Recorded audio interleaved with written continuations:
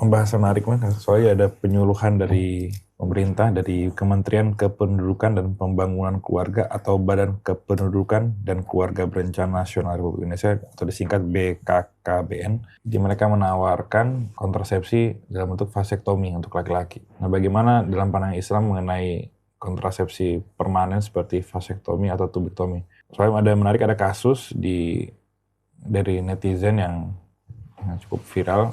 Jadi setelah dia melakukan prosedur vasektomi untuk istrinya, akhirnya malah istrinya selingkuh, hamil oleh selingkuh. Nah, akhirnya menikah dengan selingkuh. Jadi si laki-laki yang sudah berkorban untuk vasektomi, sedangkan akhirnya istrinya kabur dan menikah dengan laki-laki lain. Itu bagaimana dalam pandangan Islam?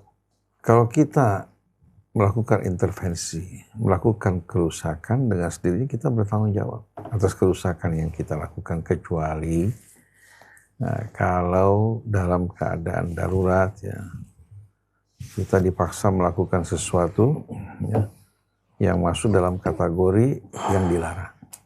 Seperti dalam kasus makanan yang diharamkan Allah, dalam keadaan darurat kita dibolehkan untuk makan. Begitu juga dalam kasus contohnya seorang wanita hamil, tapi para ahli mengatakan bila kehamilannya dibiarkan, tidak akan memungkinkan baginya untuk dapat hamil dan melahirkan. Yang akan terjadi, dirinya akan menjadi apa? Korban. Nah, dalam kondisi seperti ini, kalau terbukti para ahli semua bersepakat dan yang berbicara orang-orang yang beriman, anak dalam kandungan walaupun seharusnya nggak boleh digugurkan, bisa apa? Dari mulai kandungan pada masa-masa usia dini, bisa digugurkan untuk keselamatan ibunya. Kembali pada firman Allah, la tudharra walidatun bi waladiha wala mauludun lahu bi waladihi. Seorang ibu tidak dikenakan bahaya oleh sebab anak. Ibunya sudah sempurna kehidupannya, sedangkan anaknya kan belum lahir. Tapi seorang pemuda, saya dengar kasus tersebut usia prianya baru usia 26 tahun ya.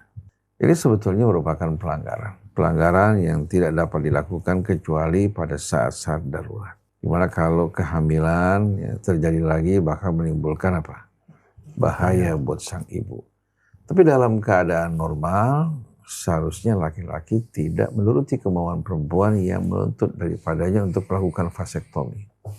Karena ada perempuan tidak ingin suaminya punya anak lagi, baik dari dia maupun dari wanita lain.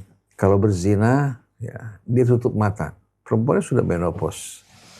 Tapi kalau punya anak lagi, dia tidak mau, jangan sampai nanti akhirnya ada anak-anak lagi yang menuntut apa? Harta suaminya. Jadi suami disuruh melakukan vasektomi.